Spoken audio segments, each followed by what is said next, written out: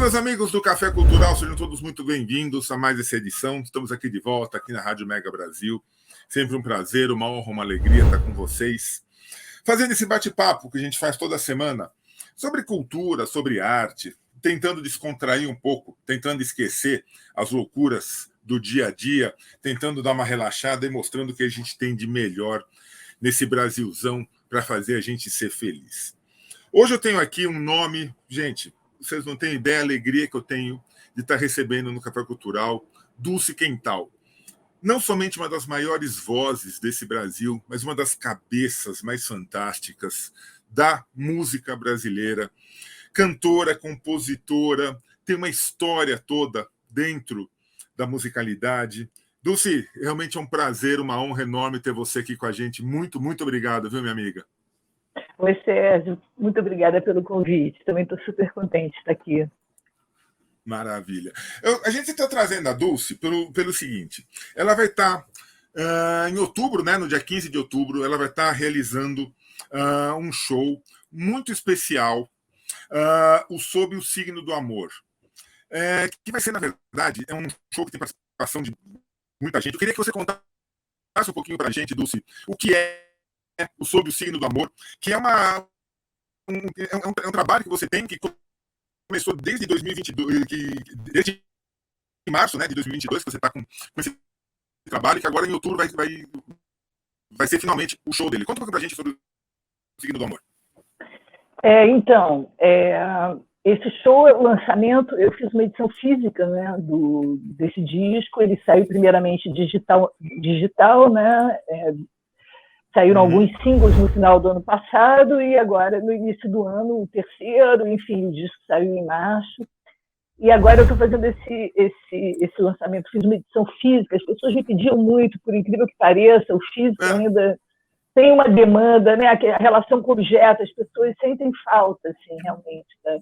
Porque é um ritual ouvir música, né? Você bota CD, toma um drink. Sem assim, dúvida, sem dúvida. Digital existe, mas ele parece que é uma coisa que acompanha, ele não é tão importante, a música é uma coisa que acompanha coisas que você está fazendo, não é aquele ritual realmente de você ouvir a música, né, com atenção, né?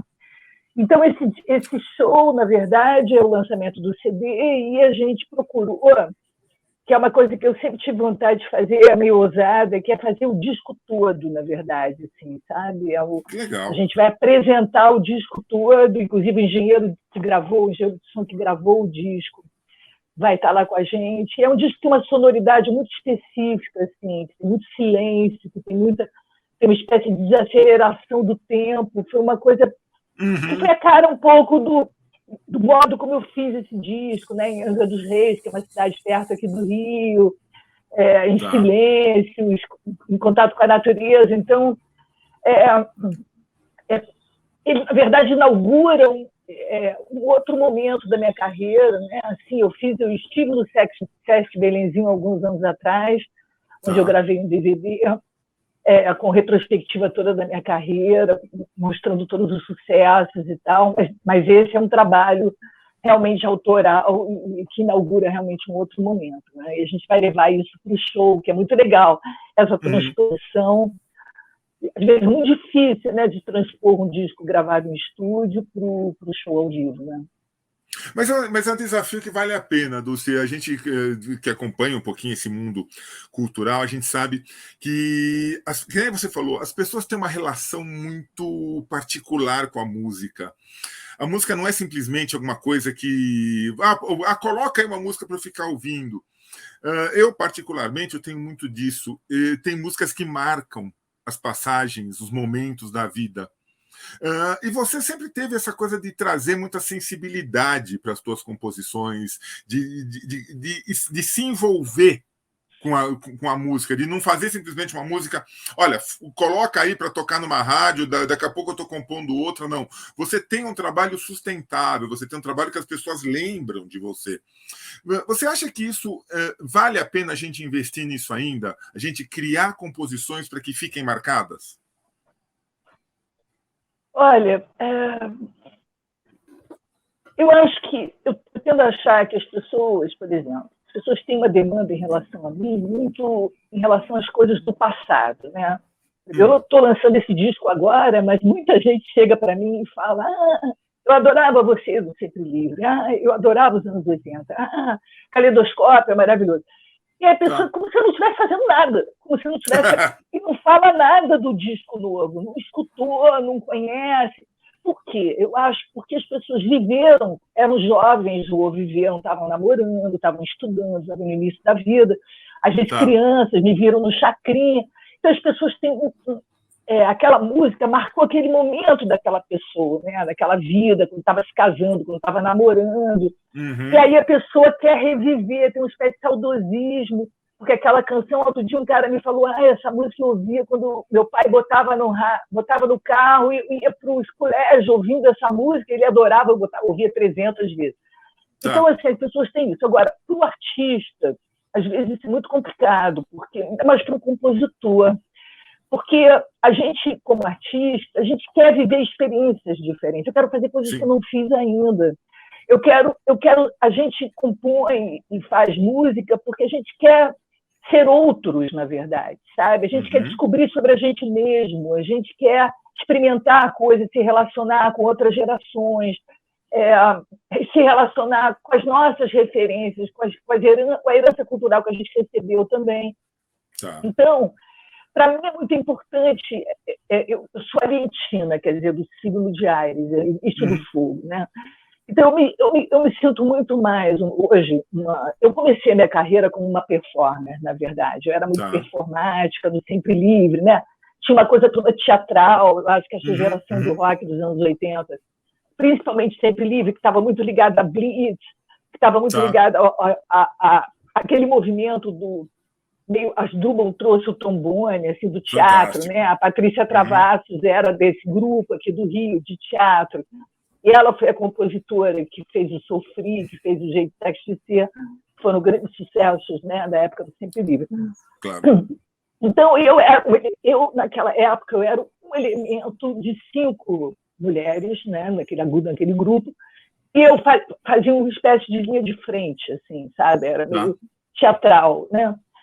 Mas depois que eu investi, enfim, que eu recomecei a minha carreira de cantora, né, no início dos anos, depois que eu saí do grupo e gravei 3 discos, e depois fui fazendo, eu tive que praticamente recomeçar de novo e escolher um caminho que eu escolhi, um caminho diferente, uma linguagem um pouco diferente, ligada um pouco à poesia da letra de música, e me especializei mais em cantar as minhas próprias coisas, né? Legal. Então, esse trabalho todo é um trabalho muito mais difícil, é um quebra-pedra, porque você desenvolve uma linguagem, um ponto de vista muito pessoal. Você está muito menos preocupado com a performance, muito mais preocupado com a obra, na verdade. Então, assim, tem todo um trabalho de pesquisa autoral, de que você vai encontrando a sua narrativa, a sua voz, o seu jeito de dizer as coisas. Então, as coisas em si não são tão importantes, às vezes, que está sendo dito, mas a maneira como está sendo dito, como você encontrou. Então, nesse disco, por exemplo, sobre o Signo do Amor, eu considero um dos meus discos mais maduros, assim, porque eu acho que eu encontrei uma série de coisas que eu procurava há muitos anos e que eu não tive, talvez, a maturidade não tinha tido a maturidade artística ainda, né, para encontrar.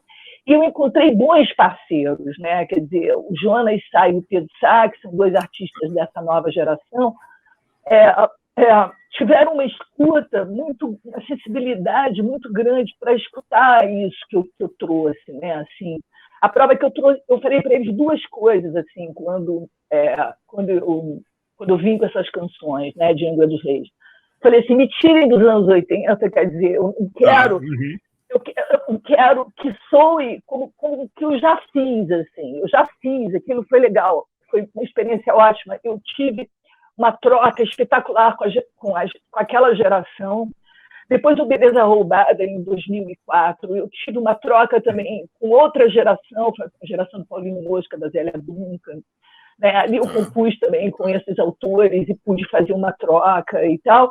E agora é um outro momento de encarar essa geração nova, assim, que, na verdade, eu já vinha com essa aproximação já há mais de 10 anos, porque eu, além de cantora e Eu tenho um selo digital, eu tenho uma editora também, eu edito autores novos. Então, muitos autores que eu edito são dessa nova geração. O Zé Manuel, que é esse pernambucano maravilhoso, esse pianista, inclusive tem uma canção linda comigo nesse disco novo. O Paulo Monar, um compositor também maravilhoso, do Mato Grosso, mas ficou muito tempo em São Paulo. Raul Misturada também, que eu lanço os discos dele. Então, eu já vinha dialogando com essa geração, porque eu acho que o artista, para se renovar, ele tem que estar em movimento, ele não pode parar numa. Porque a linguagem na verdade, assim, a matéria-prima da arte, seja ela pintura, literatura, é a linguagem. E a linguagem é uma coisa viva, ela vai evoluindo, sabe? Então, nos anos 80, havia uma maneira de dizer as coisas, quando você vê as letras do Cazuza, as coisas. Existia uma maneira de falar as coisas, né? Que é muito interessante, que tinha uma ironia, que tinha uma reverência, e que até hoje as pessoas se identificam muito com isso, né?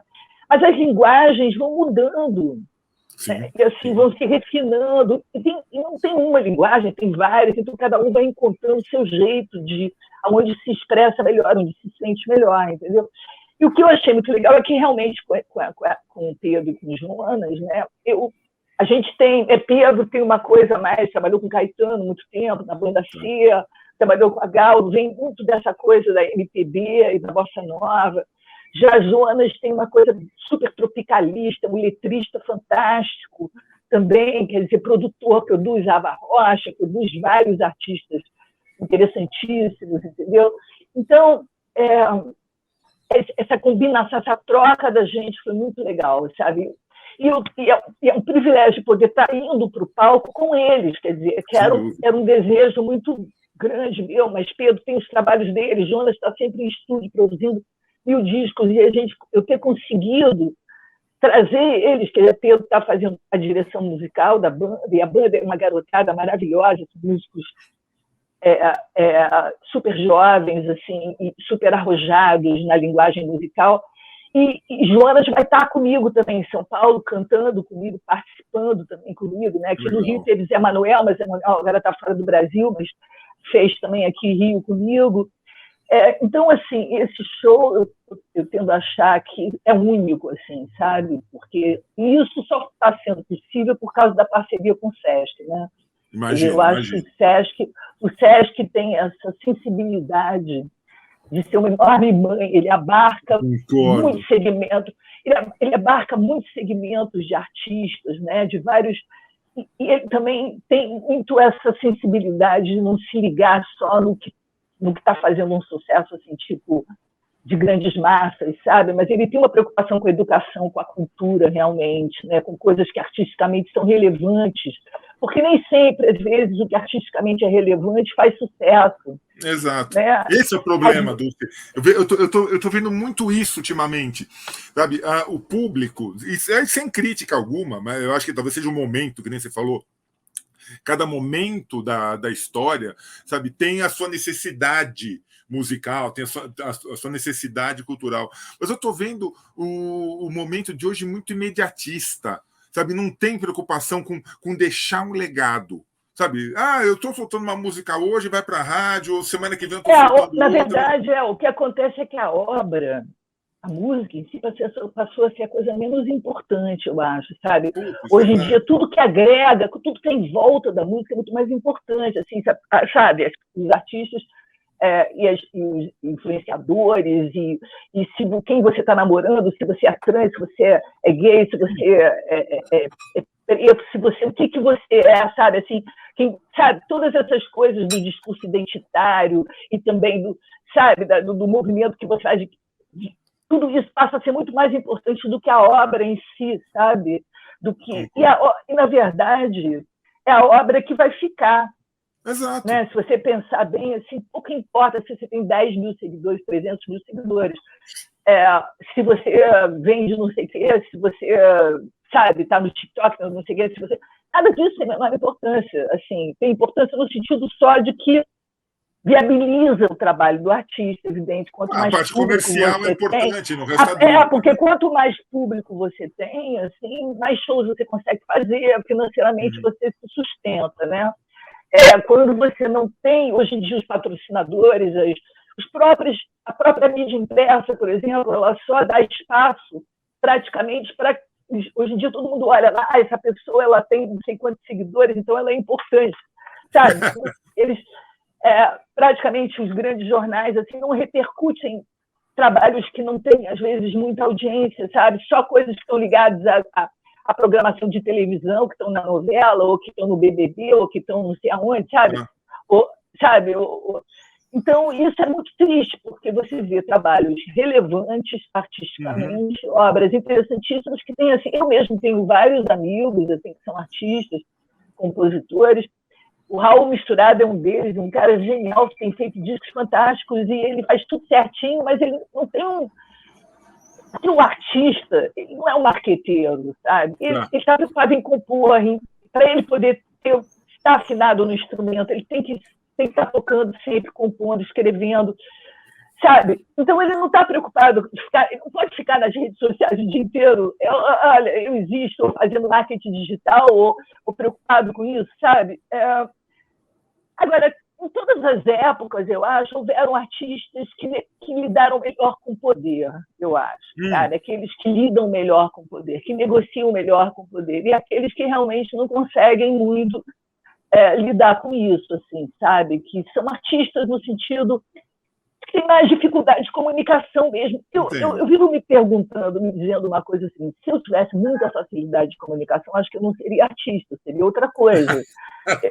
Eu acho que eu tenho dificuldade de me comunicar e por isso eu procuro encontrar uma forma de me comunicar. A forma de você se comunicar pela música, caramba. Através das minhas letras, da minha música, não sei o que. É como se eu quisesse encontrar meio que um micro-universo onde eu posso existir, já que eu não consigo me encaixar muito. Eu me lembro, assim, eu sempre me lembro disso, tem um vídeo, não sei se o pessoal conhece, assim, do Bob Dylan, né? É super interessante, eu gosto muito desse exemplo. Era uma coisa que tinha milhões de pessoas cantando assim num estúdio, Other World, alguma coisa assim, sabe, de uma música para alguma causa beneficente, assim, estavam todas aquelas vozes cantando em coro, e o Bob Dylan fica tentando se encaixar naquela voz, ele não consegue, ele vai ficando numa angústia, você vê a cara dele, por quê? Porque ele tem aquela sabe, aquele ruído na voz, aquele jeito que ele tem de dizer as coisas. Ele não consegue se encaixar naquele formato daquela voz coletiva, sabe? Ele tem um jeito de fazer, ele é único, ele tem um jeito de fazer as coisas, mas dá uma certa angústia quando você não consegue realmente se encaixar no coro dos contentes, como diria hoje o Andrade.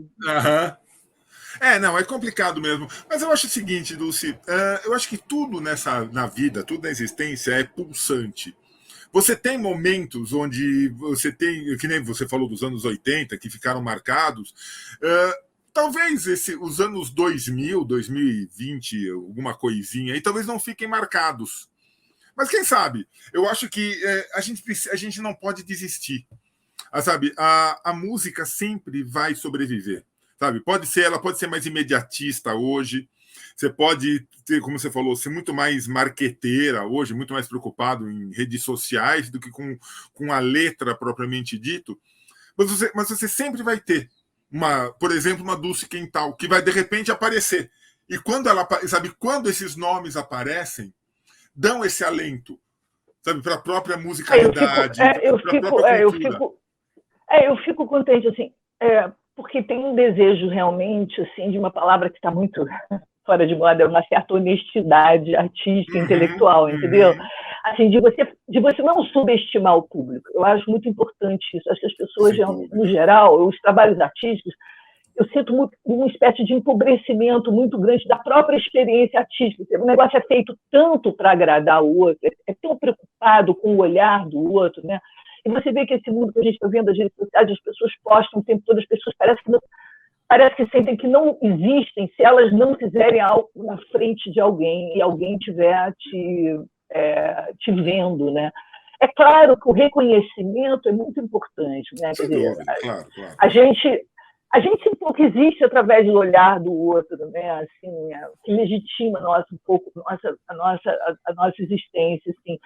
Mas antigamente, ou pelo menos o verdadeiro artista é aquele que de alguma maneira não produz sobre o olhar do outro. Ele tem um tempo de recolhimento, ele tem um universo interno em que ele absorve as coisas, em que ele vive, em que ele tem uma vivência, uma experiência. Aí, à medida em que ele tem alguma coisa ali estruturada, ele comunica aquilo, ele entra em contato para compartilhar essa experiência, né?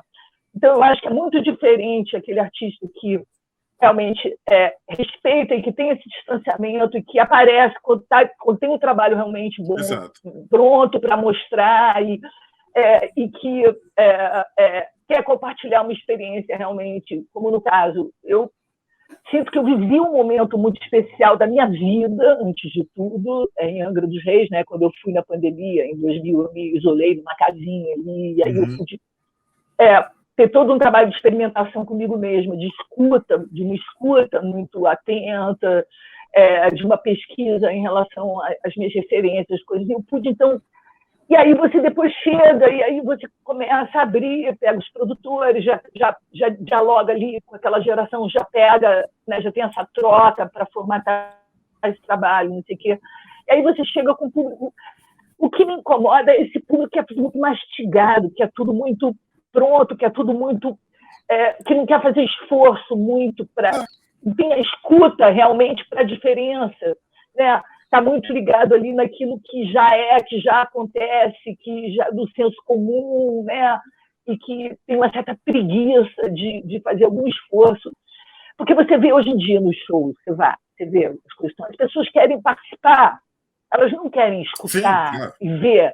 Elas querem ser, todo mundo é artista, todo mundo quer participar, dançar, cantar, fotografar, se fotografa. Parece que o que está acontecendo ali não tem tanta importância, é meio tipo alguma coisa que está te ajudando na tua festa, assim, sabe? É muito esquisito isso, é muito diferente, assim, porque havia realmente um outro tipo de aproximação do público com os shows, realmente, né, da minha Dulce? época. Sempre teve essa. Eu acho que assim, a participação do público, a interação do público no show sempre foi muito importante. Mas era uma interação positiva, era uma interação que, sabe, que ajudava a construir o show. Hoje em dia, na verdade, se você não quiser cantar, você não canta. Ó, deixa o público cantar lá. Ó, canta aí, legal. Nossa, eles conhecem a minha música. Não é questão de conhecer, eles estão entendendo. Eles estão entendendo a mensagem. Ou não, o que você falou, né? O povo está mais interessado em fazer foto para colocar depois na rede social do que sabe, se você sai do show. Eu acho que a escuta, a relação, acho que tudo assim, eu acho que essa coisa da tecnologia, toda tecnologia tem um lado positivo e um lado negativo, mas a tecnologia deixa todo mundo ficar num narcisismo, assim, tão voltado para si próprio, que parece que não existe o outro. Quer dizer, porque quando existe uma relação, por exemplo, a dois, quando você encontra seus amigos, sabe, tem uma troca.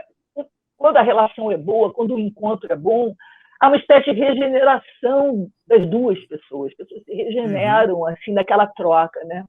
E às vezes eu sinto que esse encontro está muito comprometido por causa dessa meio doença da tecnologia, assim, sabe?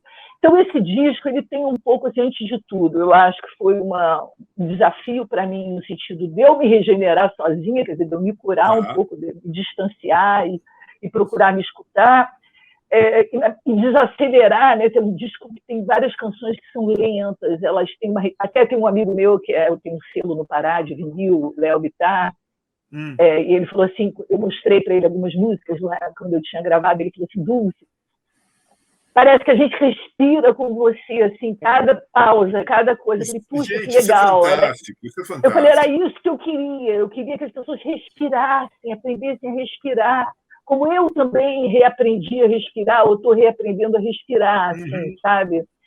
Porque cantar é uma espécie de suspirar, né? A gente respira, a gente se obriga. Quando a gente canta, a gente se obriga a respirar, né? Eu acho que as pessoas deviam aprender mais justamente isso, Dulce, deviam aprender a interagir com a canção. Sabe, ouvir é muito gostoso. Ouvir é muito gostoso. Não, gente, eu fui criado com música, com livros e com música. No resto também é importante isso. Mas, sabe, você parar e entender que cada canção é uma mensagem.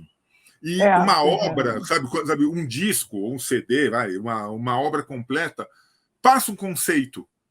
Sabe, eu acho que assim, é isso que eu procurei fazer. É isso que assim, muita gente falava, assim, até alguns parceiros meus, eu me lembro conversando isso com o Frejá uns anos atrás, o Frejá falou assim, eu acho que não faz mais sentido fazer um disco inteiro, autoral, as pessoas não ouvem mais um disco inteiro, não sei o quê.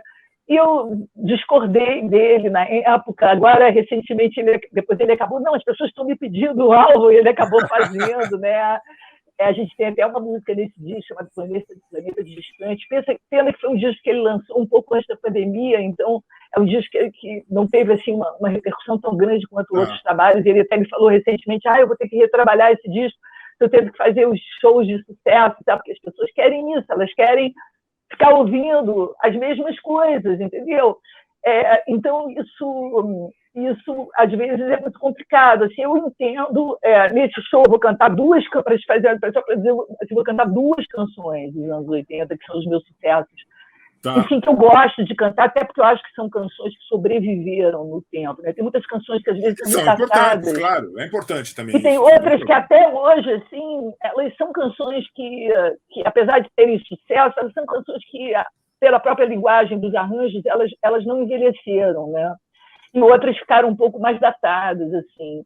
Mas eu acho que é isso, que como artista, a coisa mais honesta que eu posso fazer é exatamente poder compartilhar aquilo que eu vivi e que me regenerou, entendeu? Que foi foi essa experiência. Eu acho que isso, quando você consegue, mas é preciso ter muita coragem, é preciso não esperar nada, na verdade, esperar também muita indiferença, que às vezes que é o que acontece, as pessoas vêm falar comigo, querem saber do Sempre Livre, não, então legal, eu acho que você tem uma história inegável, sabe, você não consegue, sabe, e não vale apagar essa história, eu acho que essa história faz parte de você. Agora, as pessoas têm que realmente entender a sua construção como cantora, a sua construção como compositora e o seu papel dentro da construção da cultura. Porque não dá. Você vai entender. Porque não dá. Assim, quando eu gravei com Sempre Livre, eu tinha 23 anos, entendeu? Eu estou com 62 anos, então não dá para eu cantar. A cabeça é totalmente diferente. É lógico, a minha cabeça é completamente diferente, meu corpo é diferente, a minha expressão é diferente, sabe? Hoje a expressão de uma mulher de 62 anos, entendeu? E apesar disso, com erotismo, com vida, entendeu? Com invenção, dialogando com gente muito jovem. Então, isso é muito legal, entendeu? Assim, e às vezes eu fico um pouco triste de ver que parece que a pessoa não te enxerga, ela só vê aquela coisa. Dulce, mas olha, é o seguinte, não vamos perder a esperança. Eu acho que a nossa parte é a seguinte, é sempre acreditar. E assim, essa é você. É por isso que você é reconhecida, por isso que você é querida. O seguinte, a gente não faz necessariamente, antes de tudo, a gente não faz para o outro, a gente faz para a gente mesmo, né? A gente faz porque isso é uma coisa que dá um sentido, para você se ver, para você se dialogar com você mesmo, para você se entender, para você se enxergar, para você, entendeu? Então, é um processo. Eu estava falando do dia que eu faço análise há muitos anos, né? Meu analista falou assim: você vai acabar de fazer esse show, você não vai parar de novo, não, né? Ele falou para mim, porque ele sabe que, às vezes, quando não tem muita mais demanda de trabalho, eu acabo desanimando e vou fazer outras coisas. Ele falou: a tua voz está tão bonita, está tão legal, você não para, não, continua, nem que você cante em casa. Eu falei, lógico, assim, vou tentar. Não, olha, gente, deixa eu dar para vocês aqui, então, como é que vai ser. O show da Dulce vai ser no dia 15 de outubro, num sábado. Vai começar às 9 horas. Sempre tem um atrasinho, é normal ter um atrasinho, mas 9 horas já estejam lá no Sesc Belenzinho, ficar na rua Padre Adelino, número 1000, no bairro do Belenzinho, aqui em São Paulo. É um teatro bom, mas é um teatro que cabe tem na faixa de uns 300 e poucos lugares, se eu não me engano, então vale a pena, se você puder reservar, se você puder se adiantar. É um showzinho rápido, pô. 1 hora só, né, Dulce? Pô, mas eu acho que na hora... É 1 hora. Você vai, mas na hora você acaba ficando um pouquinho mais... E então, Dulce, como que as pessoas te acham? Como que as pessoas acham sobre o signo do amor? Tem site? Olha, já está... Tem tudo. Tá olha só. O CD eu mesmo agora estou distribuindo, então assim, já se encontra na internet, já tem várias pessoas, já coloquei com várias pessoas vendendo no Mercado Livre. Na Livraria da Travessa, em São Paulo, também está sendo vendido. Na Pop Discos também, aí em São Paulo. E, assim, aqui no Rio, vários lugares também. Livraria da Travessa também, Tracks, Blux, Argumento, várias livrarias. Hoje em dia você tem poucos pontos de venda para CD, né? Então, uns pontos que estão vendendo, eu estou colocando. E eu tenho um site do Squental.com.br, onde também as informações, fotos e links e tudo da história da minha carreira, releases e tudo que se encontra lá, além das coisas que a Cafezinho Edições faz, né, a minha produtora e editora, com outros artistas. Eu estou no Instagram como Quental Dulce, no Facebook é Dulce Quental Oficial, e no YouTube também tem um canal oficial, que eu sempre estou colocando lá as coisas que vão saindo. É isso, assim, eu faço trabalho digital, assim, o feijão com arroz, sabe? Precisa ser feito, eu acho que faz parte. Principalmente durante o lançamento do disco, eu acho que com esse show do Belenzinho, eu encerro o lançamento do disco, né? Que a gente trabalhou aí o ano todo, né? Então, olha, Dulce, fica aqui o convite para que as pessoas estejam dia 12 lá no Sesc Belenzinho. Se eu puder, eu vou estar lá também. Agora, gostaria muito. O nosso pedido para você é o seguinte: não para, menina. Não para. A gente precisa muito de você, a gente precisa muito dessa tua sensibilidade. Você sabe, a gente precisa, sabe, dessa tua cabeça. Isso que a gente precisa, menina. Você sabe que a minha carreira ela é intercorrente mesmo. Outro dia um cara me perguntou assim, como é que você se definiria? Né? Eu seria o próprio... Eu tenho uma música no disco, né? A segunda música do disco, que chama-se Vagalume e Fugidio, né? Então eu me definia como aquele vagalume que acende, apaga, acende, apaga. Mas ele assim, ele se esconde, ele aparece quando tem alguma coisa para dizer, ele se esconde quando se sente meio, quando sente que não tem muito lugar para ele, sabe? Mas está mais ou menos sempre presente. E é uma coisa que muitas vezes eu paro, mas a música ela acaba me trazendo de volta. É incrível, assim. Show. Posso parar alguns anos e tal, escrever. Eu escrevo também contos, crônicas. Então, agora, provavelmente, terminando esse trabalho, eu vou voltar a escrever, que eu estou um tempo sem escrever, mas eu acabo sempre, de alguma maneira, de um jornalista lá do Sul, falou assim, você é um artista bissexto, você desaparece. Eu falei, desapareço porque eu quero.